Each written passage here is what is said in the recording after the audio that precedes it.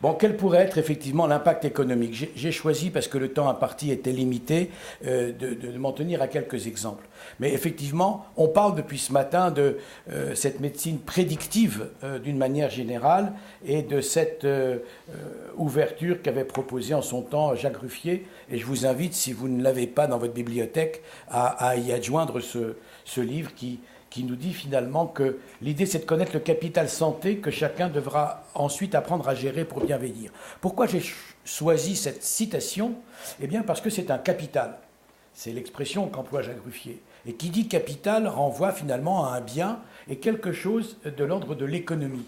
Parce que économie, je voudrais juste... Est-ce que quelqu'un parmi vous a fait du grec? Y a-t-il encore? Jacques, oui. Bon. Alors on est quelques-uns à avoir eu l'occasion, le merveilleux bonheur de faire du grec. Économie, ça vient de deux mots grecs. Tout le monde pense argent, finance, comptabilité. L'économie, ça n'a rien à voir avec ça. En tout cas, étymologiquement, ça vient de deux mots. Un qui veut dire la ressource, là où mes ressources, mes biens, mon domaine, là où j'habite. Et l'autre, la juste règle, oikos et nomia. L'économie, c'est donc la juste règle, le juste emploi de mes biens, de mon domaine, de là où j'habite, c'est-à-dire mes champs, mes terres, mes bœufs, mes esclaves autant jadis, mon corps, le cas échéant, pour peu que j'en sois un peu propriétaire. Donc, un capital de vie nous est donné, un capital de potentialité, un capital de santé, et c'est ça qu'on doit apprendre à gérer. C'est ça l'économie de la santé, ça n'est pas que les tristes comptes de la sécurité sociale, même si. Alors, il y a une réalité qu'on entend dérouler ce matin par les uns par les autres, qui est que certaines caractéristiques génétiques sont à l'évidence des facteurs de risque de certaines maladies, même si on ne sait pas si elles surviendront à tout coup et quand. Mais enfin, il y a une potentialité ou une probabilité forte. 5 à 10% de la plupart des cancers, puisqu'il y a beaucoup de gens qui s'intéressent à l'oncologie ici, sont liés à un facteur génétique et dans certains cas, l'identification d'un de ces facteurs, à l'évidence, va permettre d'envisager un traitement précoce. Et naturellement, chacun convient, sans qu'il soit besoin d'en faire de longues démonstrations, que plus un traitement est précoce, moins la maladie a progressé. En conséquence, moins le coût de cette prise en charge sera élevé. C'est une évidence. Et c'est une évidence qui est reprise, par exemple, dans le plan cancer. Vous savez que nous avons la chance d'être dans un pays dans lequel, à l'initiative de David Kayat, il y a un certain nombre d'années, puis de successeurs, un plan cancer est mis en place chaque année et qui dit, c'est un extrait, un diagnostic plus précoce permet pour la majorité des cancers un traitement plus efficace avec un impact positif avéré sur le pronostic, ça c'est clair. La détection à un stade débutant permet aussi de réduire la lourdeur et la durée des traitements et de diminuer l'importance des séquelles potentielles. Vous voyez tout de suite que la relation entre la lourdeur, la durée des traitements et les séquelles a un impact évident sur le coût économique, financier, que la société devra exposer pour prendre en charge ces traitements lourds, longs et avec des séquelles. Et donc promouvoir des diagnostics précoces est un levier majeur d'amélioration de la prise en charge des patients. C'est évident du point de vue de la santé individuelle de ces patients, évident du point de vue de la santé publique, évident du point de vue de la charge des services qui s'en occupent, évident aussi du point de vue de ceux qui financent les services rendus à ces patients. Alors l'idée, par exemple, c'est de ne traiter qu'à bon escient. Ça, c'est l'un des apports clés de la médecine prédictive. La génétique permet d'identifier les patients, vous l'avez entendu depuis ce matin, dont la réponse aux médicaments peut être positive, par exemple, et ceux qui, à l'évidence, n'y répondront pas. Et on peut ainsi ne prescrire ces médicaments qu'à ceux chez qui le médicament sera bénéfique et ne pas le prescrire à ceux pour qui on sait par avance, grâce à ces tests, qu'il n'aura pas d'effet, sauf des effets indésirables qu'il faudra en tout état de cause traiter.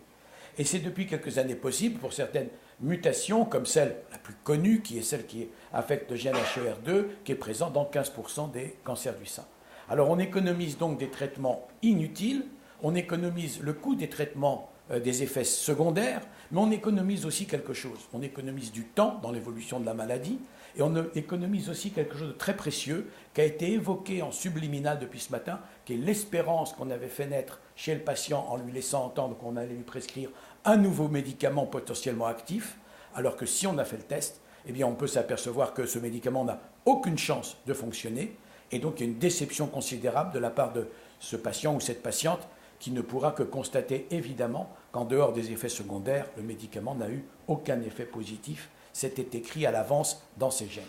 En fait, donc l'idée, c'est on prend une population de patients, on fait un test diagnostique, il y a les répondeurs au traitement A, aucun problème, il faut que tous les patients qui sont répondeurs puissent y avoir accès, c'est tout l'enjeu de notre système de soins. Il y a les non-répondeurs au traitement A, mais qui pourront recevoir un traitement B, et puis il y a le patient chez qui on peut déterminer à l'avance de sévères effets indésirables, et pour telle ou telle raison, de prédisposition par exemple, et choisir éventuellement un troisième traitement s'il en existe un.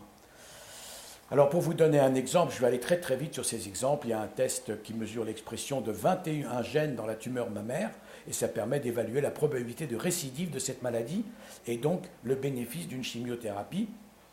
Ça concerne un certain type de cancer, mais évidemment, pour ces patientes, c'est évidemment tout à fait décisif. Autre exemple de ce test particulièrement, il se trouve qu'en France, par exemple, en 2012, l'Agence régionale de santé de Franche-Comté a fait faire une évaluation. 48 patients ont reçu le traitement. Ça a permis d'éviter une chimiothérapie qui n'aurait servi à rien à 2/3 des patientes. Eh bien, encore une fois, on a économisé le traitement, on a économisé les effets indésirables. Tout le monde était content, y compris les patientes. Et donc, ce test a été généralisé sur l'ensemble du territoire. Évidemment, ça suppose une organisation stricte et le fait que les laboratoires qui font ces tests soient effectivement disponibles. Nous avons un système curieux qu'a réservé pour l'instant l'organisation de ces plateformes au secteur public. C'est curieux, paradoxal et pas forcément normal. C'est une perche tendue à ceux qui auront les affaires de santé en charge ultérieurement, sans mettre de date dans ultérieurement. Il y a eu des études multiples qui ont été faites et qui montrent que la stratégie d'utilisation de l'anticancéreux, de l'anticorps monoclonal aux seules patientes qui ont la mutation génétique et qui expriment HER2+, est plus coût-efficace que le traitement par le même médicament, malgré le surcoût du test. En d'autres termes, bien sûr que le test a un coût. Alors je passe sur le détail, ça n'a strictement aucun intérêt et le temps est compté. Je vais vous montrer simplement, si l'ordinateur veut bien avancer d'un cran. Ça n'a pas l'air de marcher. Voilà. Vous voyez que quand on ne fait pas de test et qu'on expose les femmes à la chimiothérapie, eh bien, pour gagner une année de vie, gagnée, pondérée par la qualité de vie, on dépense 24 000 livres, peu importe que ce soit des livres, des euros ou des cacahuètes. Quand on fait le test qu'il est positif et qu'on ajoute à la chimiothérapie de base le fameux médicament en question, on dépense 24 000 livres. Et si on ne fait pas de test et qu'on donne le médicament à tout le monde, on en dépense 35. Il est donc parfaitement ridicule de ne pas faire le test, puisqu'on a inclus dans ce calcul le coût du test, on a fait bénéficier les femmes qui avaient la positivité du traitement, moyennant un différentiel de coût parfaitement supportable, et qu'on a évité de créer des effets indésirables et de faux espoirs chez une quantité très importante de patientes. Il y a un petit problème de télécommande, non voilà. Et tout ceci a été largement documenté. Je tiens les chiffres, si ça vous intéresse, à votre disposition. Il y a la même chose, bien sûr, ailleurs que dans le cancer du sein, par exemple, dans le cancer du poumon. En France, 88% des patients, ça fait 9000 patients chaque année, sont ce qu'on appelle EGFR-. Et s'ils ne sont pas traités par un certain traitement biomédicament, l'économie potentielle correspond à la différence de coût entre 8 à 16 semaines de traitement par le médicament ou par chimiothérapie. En d'autres termes, c'est parfaitement coût efficace pour employer le jargon habituel. Alors, non, il faut avancer d'un cran, voilà. Tout ça pour vous dire que ces considérations amènent d'immenses espoirs, mais aussi soulèvent de vraies questions. Et j'ai choisi naturellement de passer quelques minutes sur les questions. D'abord, 5. Oui, 5. La première considération, c'est que l'évaluation économique dans ces sujets est très complexe. L'évaluation économique de la médecine prédictive est complexe parce qu'elle dépend du nombre de personnes concernées. Vous avez entendu les populations évoquées par les intervenants jusqu'ici, des moyens de prévention disponibles, de la valeur authentiquement prédictive des tests à la réserve qu'on ne sait pas si et quand telle anomalie va réellement s'exprimer, des coûts liés à la mise en œuvre des tests et à la prise en charge médicale des personnes identifiées à risque pour, le cas échéant, avoir une conduite préventive et non plus prédictive.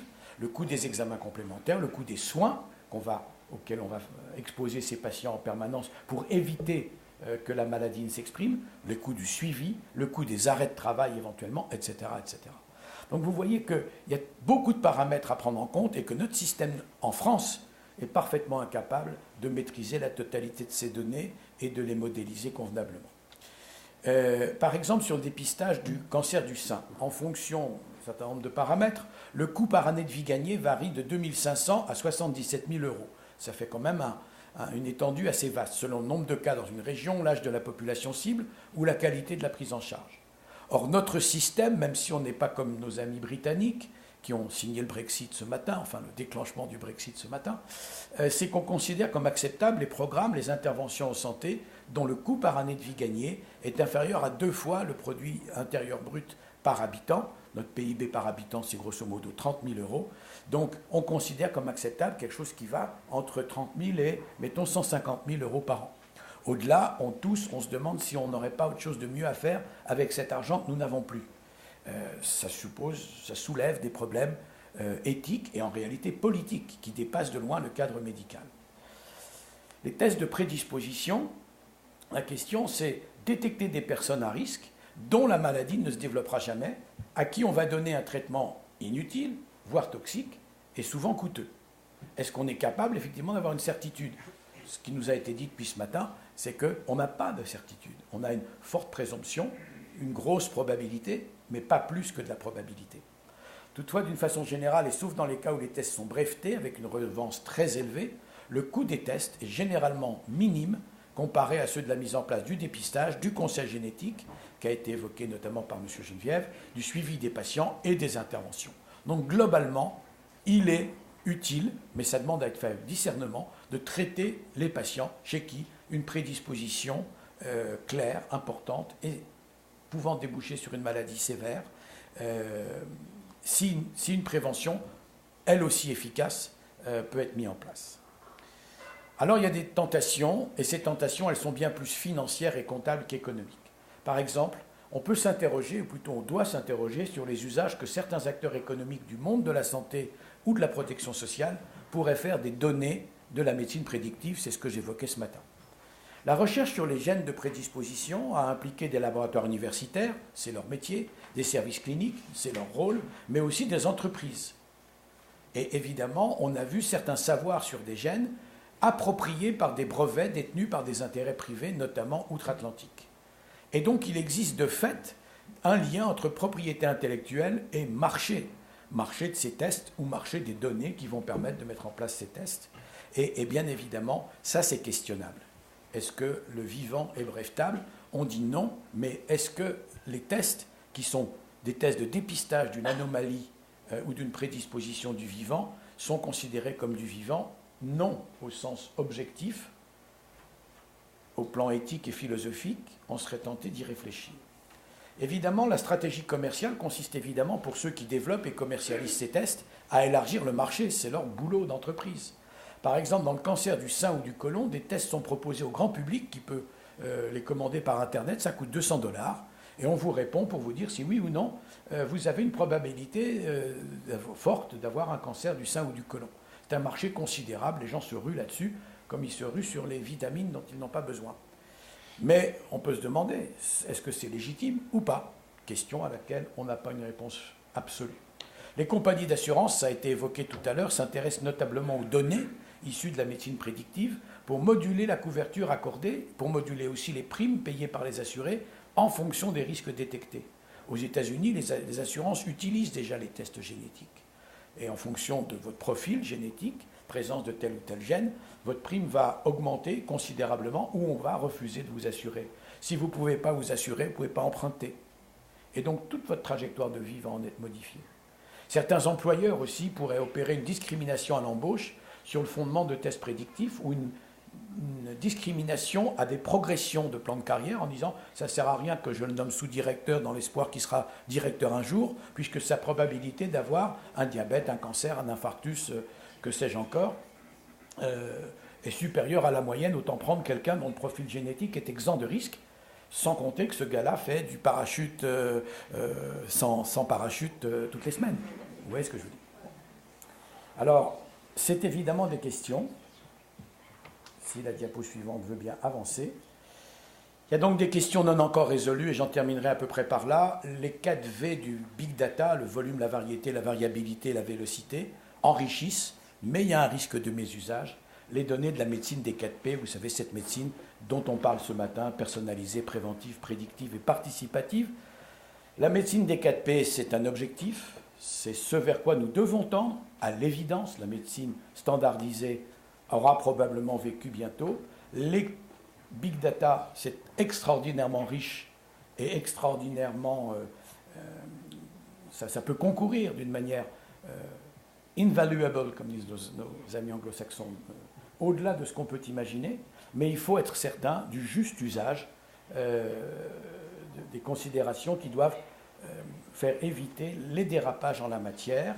La dernière, il y a des acteurs traditionnels qui sont les acteurs issus du big data et du traitement de l'information, qui investissent très fortement, qui innovent dans ce domaine. Certains, pour ne pas dire tous, ont évidemment des arrière-pensées. Comment tous ces acteurs vont travailler ensemble au sein de ces nouveaux écosystèmes qui sont liés à la médecine prédictive?